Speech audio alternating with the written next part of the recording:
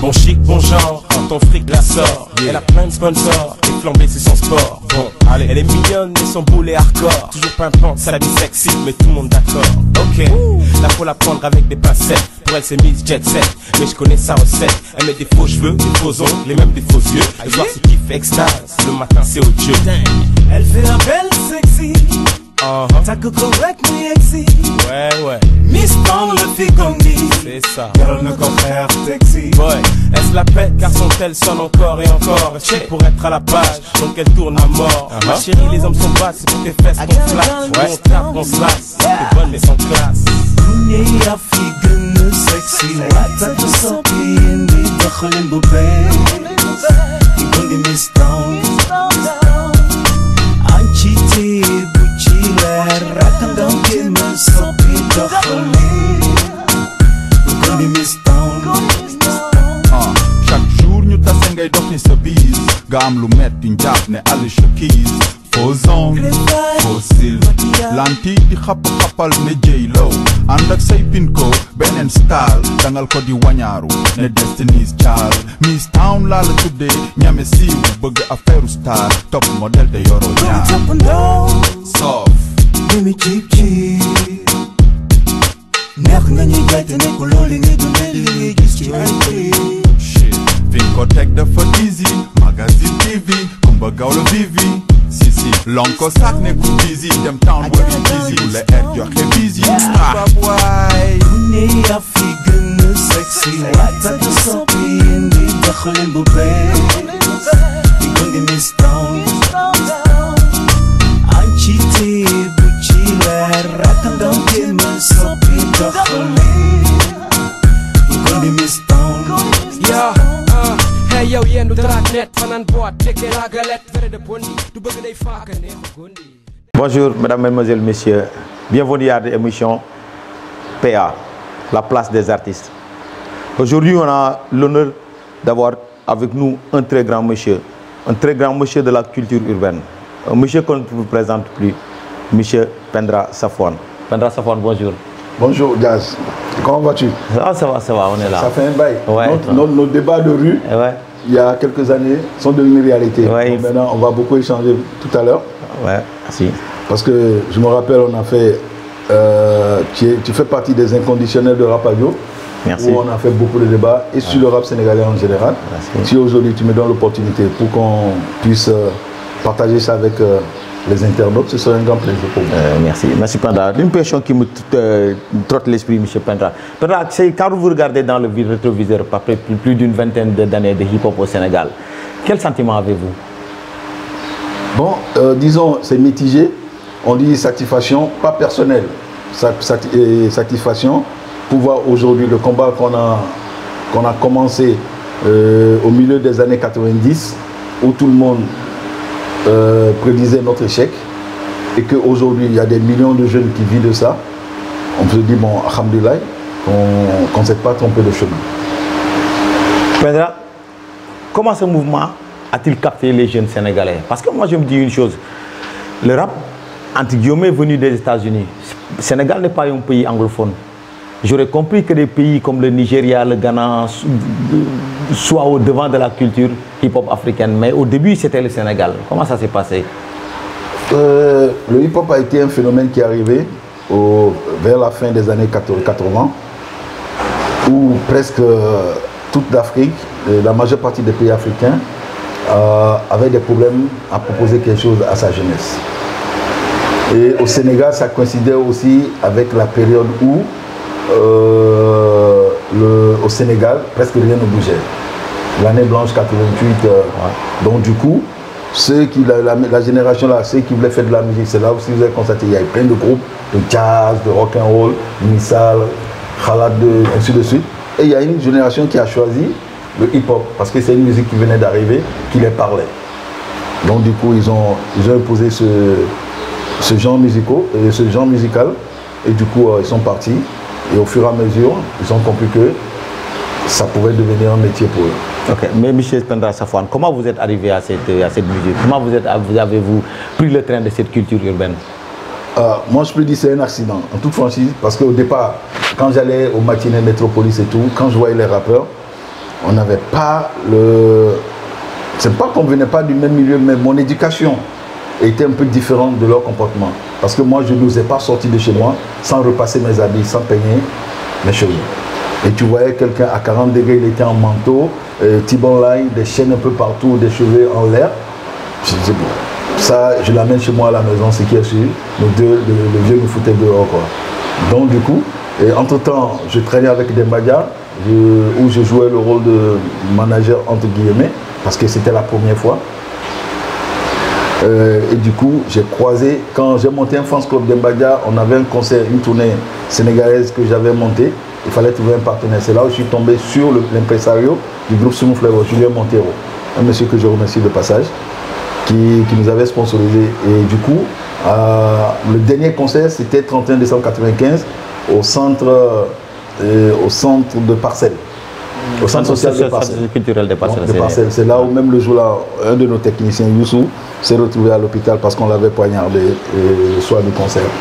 Donc du coup, c'est là où le gars m'a interpellé le 1er janvier 1996 pour dire vraiment qu'il voulait que je vienne tenir le groupe.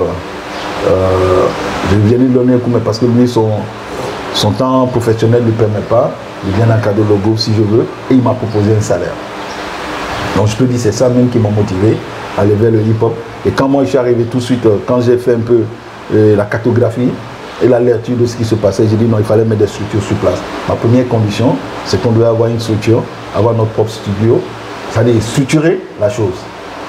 Et on l'a fait. Ça a été un peu difficile parce que les artistes, eux, ne comprenaient pas. C'est la raison pour laquelle on a été le premier groupe à avoir un studio sur place au Sénégal. Ok, j'ai trop bien. Maintenant, ce rap-là issu de la rue, à un certain moment, bon, mais je voyais au départ qu'il y avait une connexion entre tous les rappeurs, il y avait une certaine harmonie qui a mis sur place ce mouvement. C'est cette harmonie qu'on ne retrouve plus, M. Penda. C'est dû à quoi? Aujourd'hui, on est arrivé, moi je dis c'est la faute aussi à nous les aînés, parce qu'à l'époque, chacun avait son petit. Chaque groupe avait son petit. Quand les petits viennent faire le thé aux grands, le temps de critiquer, d'insulter leurs collègues, les petits, ils écoutaient. Donc, ils créaient des ennemis indirects. Maintenant, quand les petits là se retrouvent entre eux, l'autre dit, notre groupe et mes idoles, c'est les meilleurs. Donc, le débat a commencé là-bas jusqu'à ce qu'eux aussi sont devenus des rappeurs. Donc, cette haine s'est installée. Et c'est passé de génération en génération. Okay. Parce que les boys de Rapadio, les boys qui fréquentaient Rapadio avant qu'ils deviennent populaires, où il y avait Bibson, il y avait qui, et ceux qui fréquentaient Pifroise, quand ils se rencontraient, ça m'a rappelé Mondak rap, c'est rappeur, des trucs comme ça. Donc ils répétaient ce que les grands frères disaient. Et les petites critiques que les grands frères sortaient, c'est ça qu'ils mettaient dans le débat. Et donc du coup, ceux-là aussi sont devenus des rappeurs. Et donc du coup, cette haine est restée. Et il n'y avait plus le type de la solidarité à un moment où il faut se mettre ensemble pour défendre une cause. Donc du coup, ça a développé, et voilà les résultats que ça donne aujourd'hui. Et aujourd'hui, ce qui se passe, c'est le combat avec les nouvelles technologies, le digital et tout. C'est devenu encore pire parce que chacun se cache derrière son écran de son portable ou bien de son ordinateur pour insulter. Donc c'est un truc qui se passe aujourd'hui et on est à ce stade. Quelle est la différence entre l'ancienne génération et la nouvelle génération de rappeurs? C'est-à-dire, l'ancienne génération, moi je peux parler particulièrement de mon cas, le jour que mes parents ont su en réalité que c'est ce que je voulais faire, ça a été une réunion de famille. Et moi, je remercie aujourd'hui mon père pour cette pression, parce qu'il a appelé toute la famille et il a dit, parce que j'étais l'aîné, il a dit à mes frères et sœurs, à votre frère, il a choisi de faire de la musique.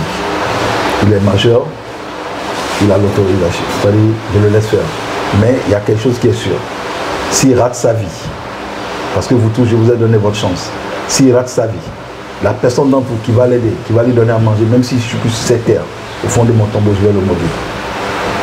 Donc ça a été un truc où, moi-même j'ai compris tout de suite que par tous les moyens, c'est un métier, je dois me battre, ce que j'ai choisi là doit me faire vivre, doit me permettre de prendre en charge ma famille, ma future famille. Et du coup, donc, moi, je l'ai pris quand je me réveille chaque matin. Même si j'ai rien à faire à 6 h du matin après ma prière, moi je suis fonctionnaire. Même si j'ai rien à faire, je sors pour aller me promener. Parfois de rentrer en bureau pour poser les projets que j'avais en tête, ainsi de suite. Donc c'était ça le truc. Maintenant, la nouvelle génération, on est dans une... Et puis aussi, ça a été arrivé un moment, comme nos États n'arrivaient plus à répondre à la demande de cette jeune diplômée, ou bien de cette jeunesse qui ne savait pas de quoi faire. Donc, les nouvelles, comment dire, les nouveaux métiers, donc chacun essaie de... C'est parce que la culture aussi, arrive au moment de devenir des nouveaux métiers. Maintenant, il fallait le professionnaliser. Moi, par exemple, j'ai été avec les rappeurs, mais moi, dans ma vie, j'ai acheté que 2 CD. J'ai acheté le CD de IAM, le nom m'échappe, et le nouveau western de MC Solar. Ouais. Parce que c'était la période là, c'était vraiment la concurrence au niveau de la France. Sinon, moi, je passais mon temps à acheter des magazines, Groove ou bien Rap, pour voir comment l'entertainment, comment le business se passe dans ces pays. Donc c'est là où je voyais comment on a monté le projet Secteur A. Moi, je disais plus ceux qui sont dans le business que d'écouter, de suivre les artistes sur leur œuvre. Parce que moi, j'avais déjà fait un choix. Moi, c'est le côté administration, comment structurer la chose. Une chose, Pendra, au début à la fin des années 90, le groupe sénégalais avait une autorité africaine.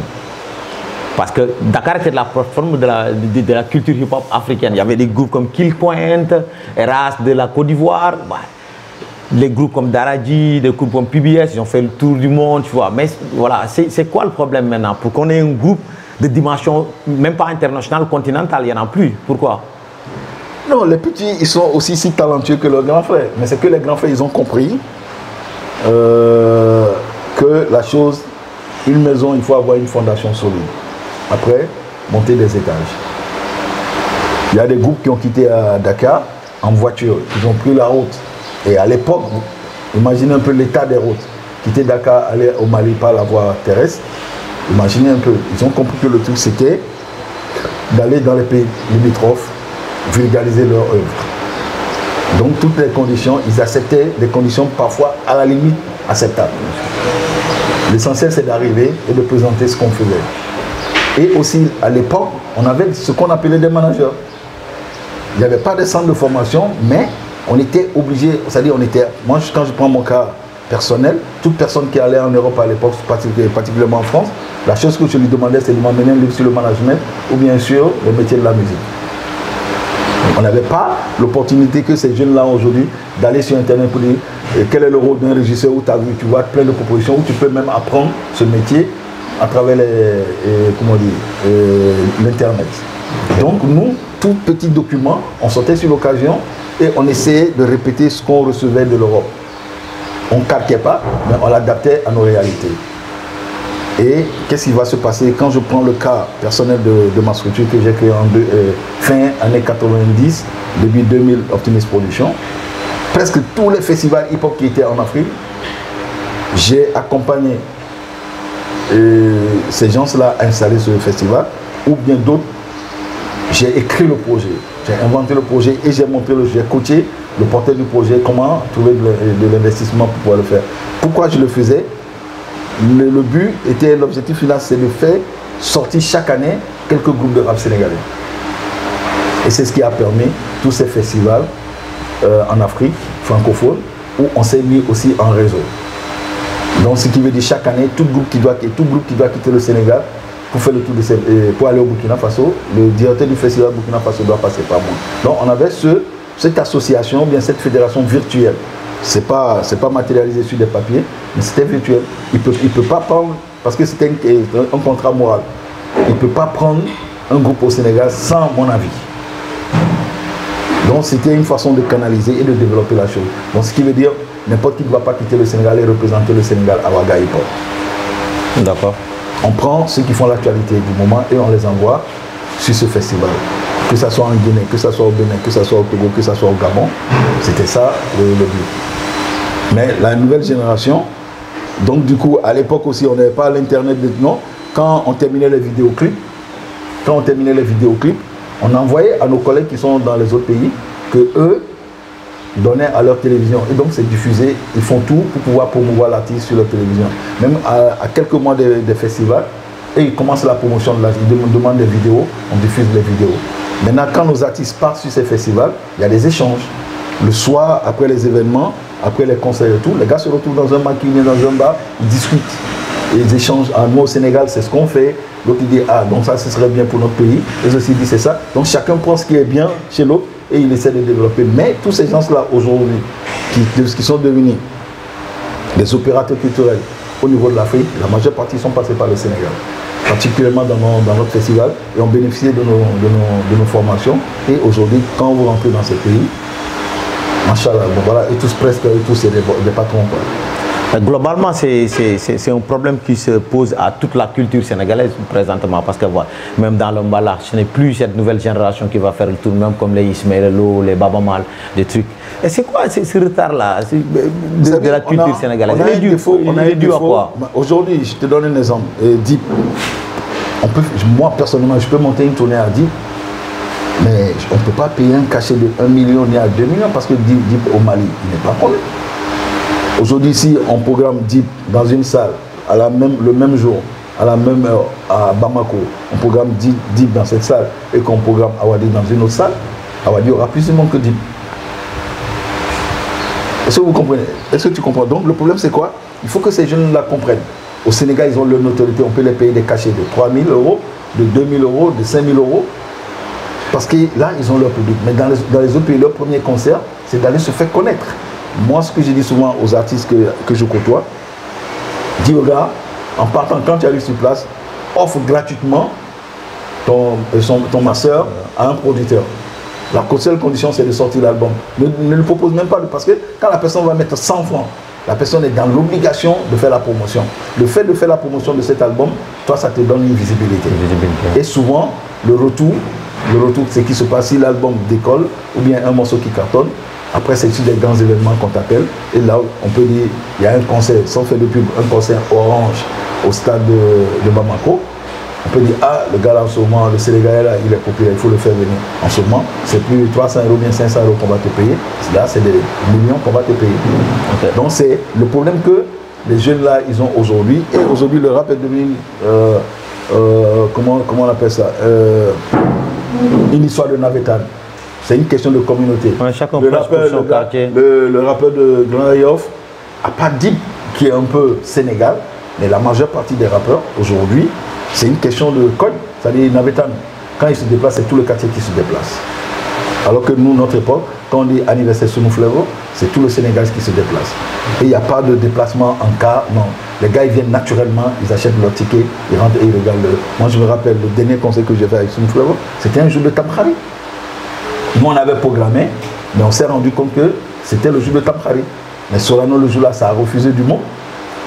On a fait, les gens, ils ont fait le concert après rentrer chez eux pour aller manger leur couscous. Quand on dit PBS, concert à Sorano, le concert est prévu à 18h, mais à 12h, même 3 jours avant le concert, il n'y avait plus de tickets. Daradi pareil, puis Fouas pareil. Donc voilà, c'était ça le problème. Naturellement, les gens se déplaçaient. Parce que aussi, ils proposaient.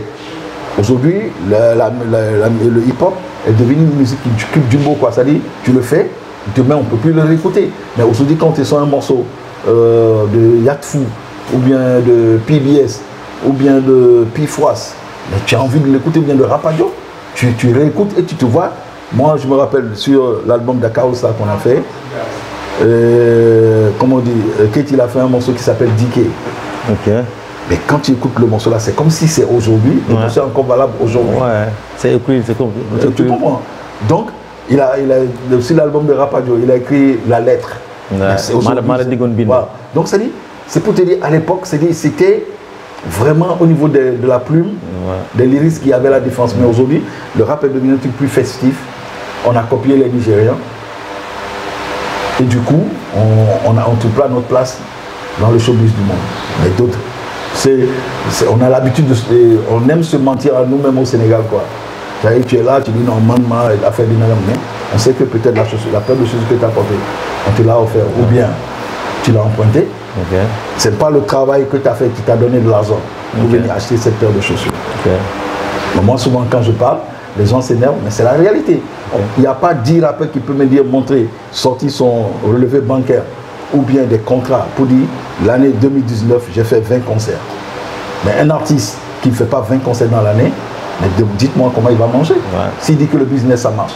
Un business qui marche, hein, on doit avoir des magasins partout qui distribuent l'album hip-hop. Mais non, parce qu'aujourd'hui, Wari, ça marche, Orange Money, ça marche, parce que partout où tu passes, Ouais. il y a une boutique qui fait le truc là. Mais si le hip-hop marchait, on aura plein de gars qui vont courir derrière nous pour distribuer notre album, parce que quand ils vont un CD, au moins tu as 200 bien 300 francs dessus. Donc c'est là où se trouve la réalité, que les gens ne veulent pas attendre. Dans la même lancée, c'est parler d'argent, la SODAV, les droits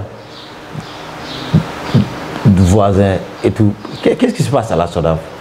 C'est comme si les artistes ne se retrouvaient pas dans cette structure. Non, laisse les artistes là, les artistes c'est des plaisantins. Non mais Pendra, à vous entendre, c'est comme si les artistes n'ont pas droit à revendiquer quelque chose. C'est des plaisantins. Avant de revendiquer, avant de faire un discours, il faut comprendre déjà toi-même dans quoi tu es. Mais c'est-à-dire le Sénégal, le gars il est chez lui, lui-même ce qu'il fait. Il ne sait même pas ce qu'il fait. Demandez à un artiste, c'est quoi un artiste? Va vers un artiste, dit, de me le produire. Le budget bitan là, de me verser cela. Il dit non, beaucoup de choses sont est-ce que tu comprends? Si un contrat de disque avec un artiste, l'article qu'il va lire, il va sauter tous les articles, il va aller sur l'article rémunération. Tu comprends? Là où tu as mis 50% à la signature, c'est ça qui l'intéresse. Il signe, si tu dis même, rentre chez toi, vois un avocat ou bien vois quelqu'un pour te lire, conseiller sur le code. Il dit non, quand lit. Maintenant, il signe demain, il vient et dit non, demain, yok. Parce que la chose marche. Mais si la chose ne marche pas, est-ce que lui viendra te rembourser ton argent? La SODAV vous dit ce qui se passe à la SODAV, parce que moi je fais partie du conseil d'administration. Okay. La SODAV, ce qui se passe aujourd'hui, c'est que tout a changé.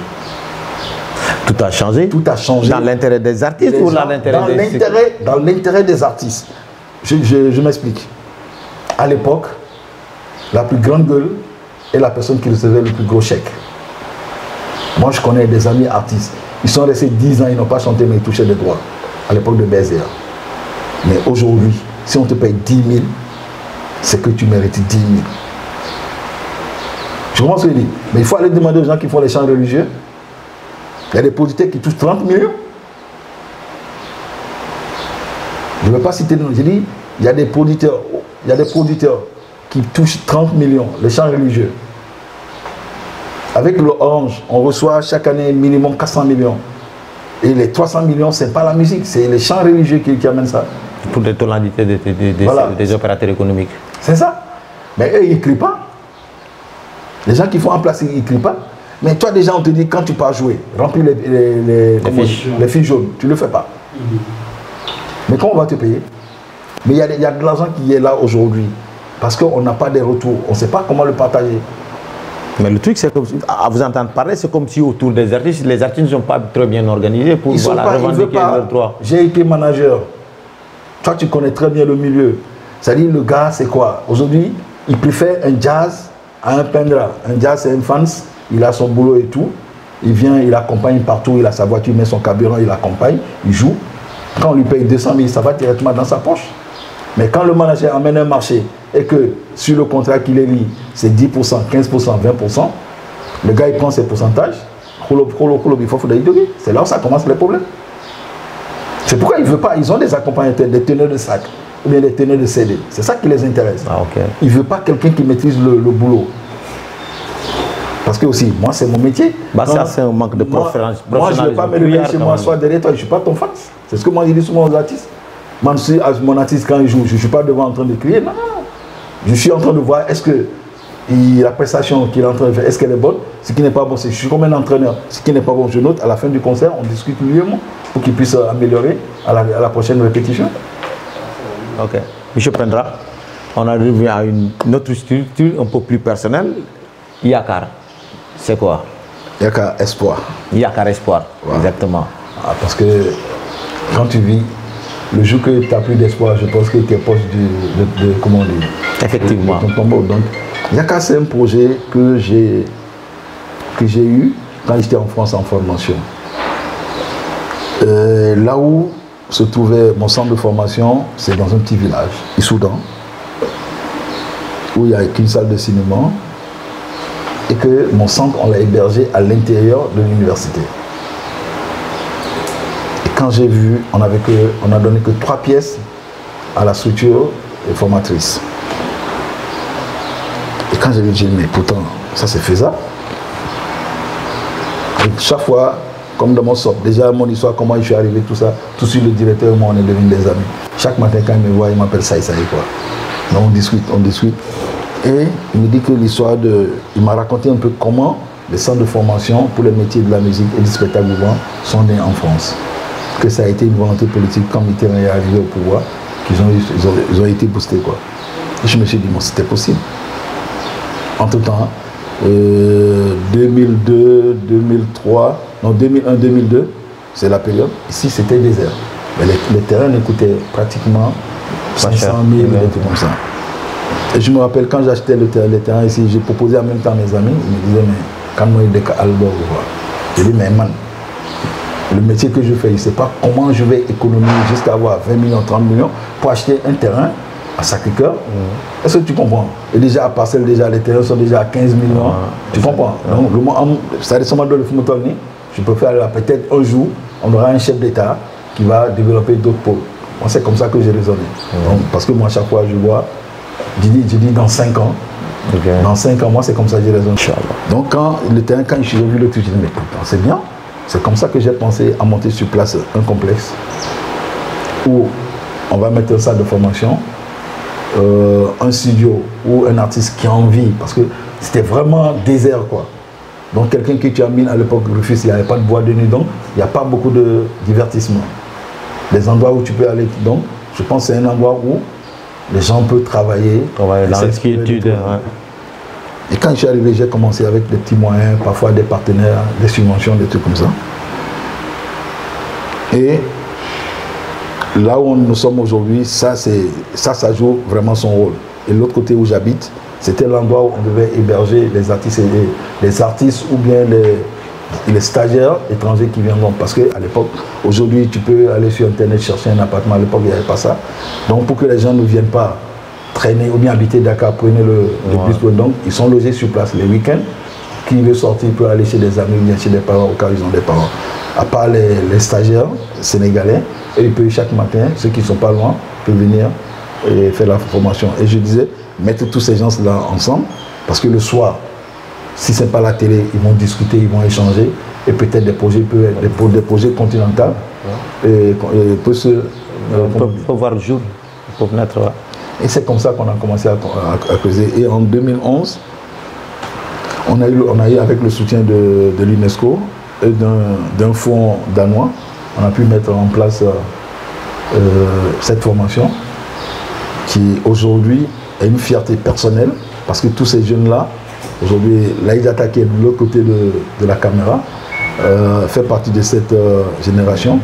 Et je dis aujourd'hui, parmi cette promotion, sont les meilleurs régisseurs aujourd'hui au Sénégal. Il ne peut pas avoir un événement et que ces jeunes-là, que ce soit Laïdata, El Hadj Fofana, Omar Sow, il y a l'autre là aujourd'hui, il est en Allemagne, Moussa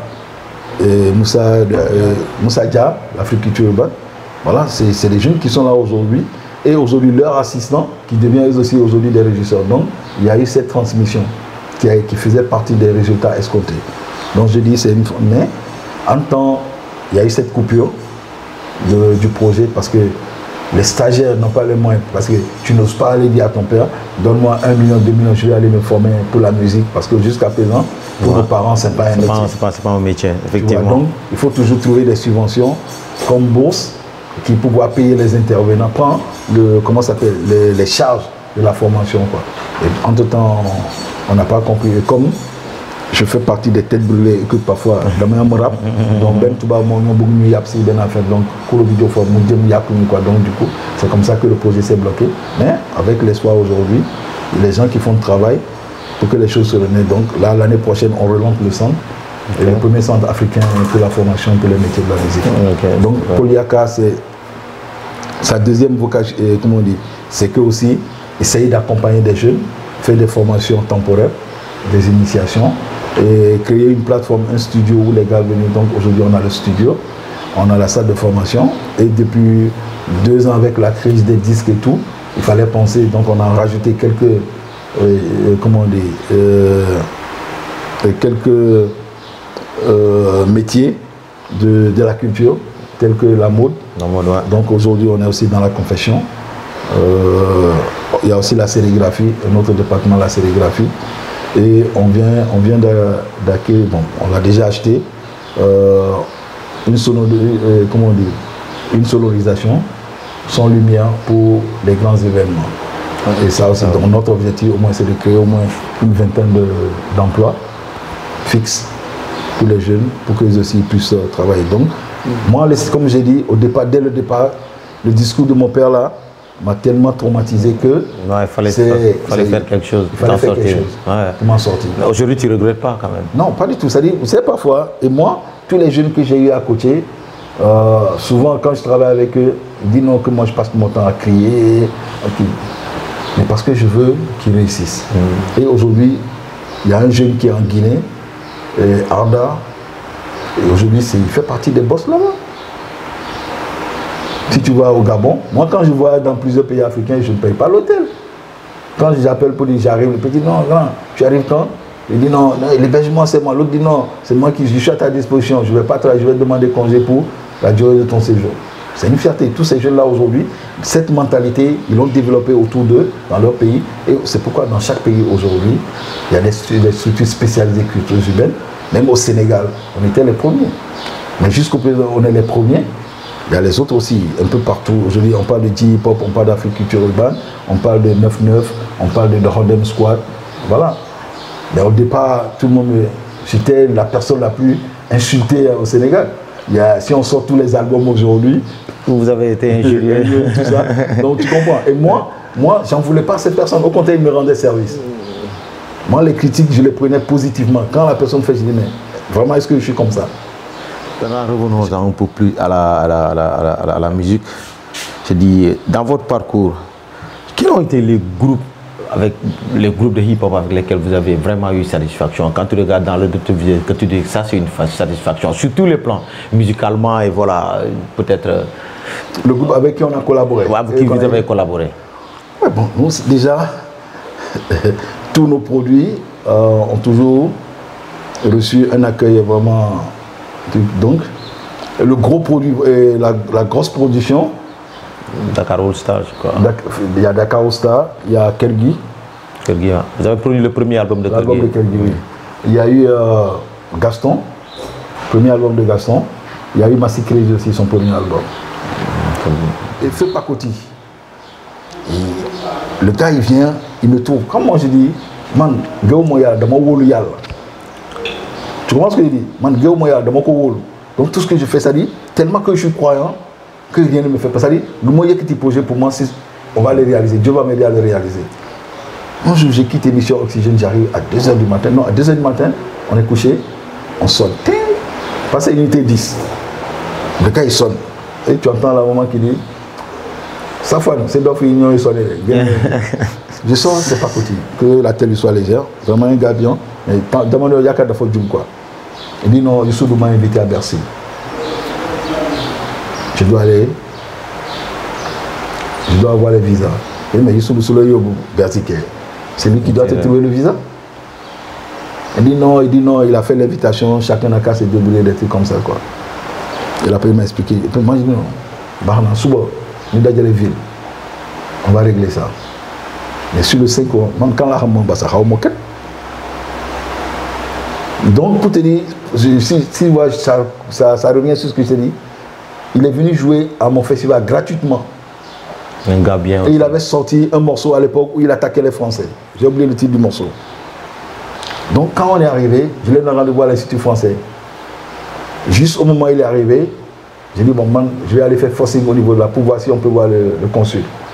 Juste quand on sortait, la consul qui rentre à l'intérieur de l'Institut français. Et puis elle interpelle par côté, mais c'est pas vous le rappeur la dernière fois qui clashait la France, des trucs comme ça. On commençait à voir, il dit ouais. Hey, moi, tout ce que je faisais, mais justement, on allait chez vous comme ça pour aller vous voir. Parce que Youssou l'a invité rapidement, je ne laisse même le temps d'expliquer. Je lui sors l'invitation, tu dis non, ok, on se croise, tu termines quelque chose, on se croise à l'ambassade dans 30 minutes. Moi, je dis non, madame, vous savez que si votre carte de visite, il faut nous faire un laisser-passer. Il nous a reçus tous les deux. Et c'est comme ça qu'on a réglé. On lui a donné, dit, demain amène ton passeport, on lui a fait le visa. Et entre-temps, lui et Bill Diaco, ils avaient un problème au niveau de l'ambassade. Donc c'est ça, c'était sa peur. Donc j'ai dit, bon, c'est l'opportunité. Bill Diaco était à Thiès. J'ai dit, j'ai les auto-niaux, moi, je fait. J'ai dit, non, Souba, il faut que 6 h du matin, parce qu'on doit aller déposer. C'est comme ça que les deux, ils ont introduit leur visa, ils ont eu leur visa. Ça fonctionne. Okay, une des dernières questions. De cette nouvelle génération de jeunes hip-hopers, qui parmi eux vois-tu comme voilà quelqu'un avec qui tu pourrais travailler et peut-être toucher, disons, l'Afrique avant le monde, peut-être? Sincèrement, si on parle, c'est-à-dire, ils ont compris ce qui se passe aujourd'hui. Ils sont en actualité, ils sont en parfaite harmonie avec le monde culturel et le monde de la musique d'aujourd'hui. Mais le problème, c'est que moi, un gars comme Dip, j'ai envie qu'il s'explose en Afrique. Un gars comme Gaka Blindé, j'ai envie qu'il s'explose en Afrique. Un gars comme Elzo Diamondong. Voilà un rappeur que j'aime beaucoup parce que moi j'ai dit aujourd'hui il est en France, c'est pas oui, je pense qu'il est en France, il fait ses études, pendant les vacances il vient, il fait sa musique. Moi j'ai dit aujourd'hui, le business aujourd'hui, mais quand on prend Jay-Z, qui est plus businessman que Jay-Z? Akon, aujourd'hui il te parle de... ville futuriste. Est-ce que tu comprends ce que j'ai dit? Aujourd'hui c'est ça le problème, le truc c'est pas faire des vues sur... Non, c'est pas des millions qui sont dans ta poche. Tu comprends donc?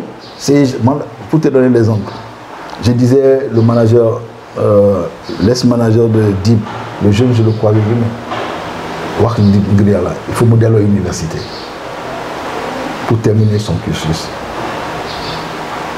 Tu comprends? Parce qu'il en a besoin pour son propre. Demain, s'il monte son entreprise, il a besoin de ça pour développer son entreprise.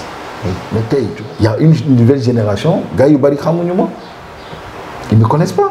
Non, tous ces gens-là, si tu dis Ngaka Blindé, est-ce que tu comprends? Parce qu'il y a eu 3 générations entre nous et 2 générations entre nous. Mais moi, je fais ma musique possible, je fais musique possible, je fais aussi musique ligue comme quelqu'un qui va à la banque, qui travaille, qu'on le paie à la fin du mois. Je fais mon métier. Qu'on me connaît, qu'on ne me connaît pas, c'est pas ça l'important. L'important, c'est que j'arrive à faire vivre ma famille. Merci. C'est ça. Bon, c'était un plaisir de recevoir monsieur Pendra, un très grand monsieur de la culture hip-hop, bon, en général, de la musique.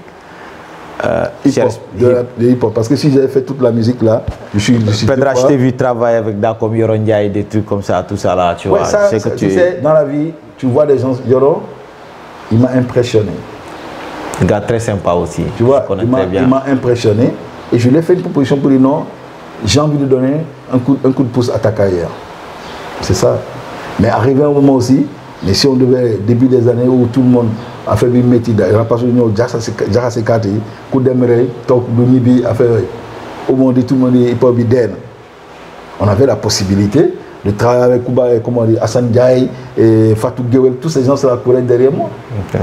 Pour qu'on travaille. Mais non, on dit non, il faut mon nec. Ok, bon, on te remercie. Voilà. Moi, je te remercie au nom de tous ceux qui ont aimé le hip-hop, tous ceux qui aiment encore le hip-hop pour le travail colossal que tu as abattu depuis l'avènement de ce mouvement au Sénégal. Mesdames, Mesdemoiselles, Messieurs, c'était votre émission Place des Arts. Merci et à la prochaine.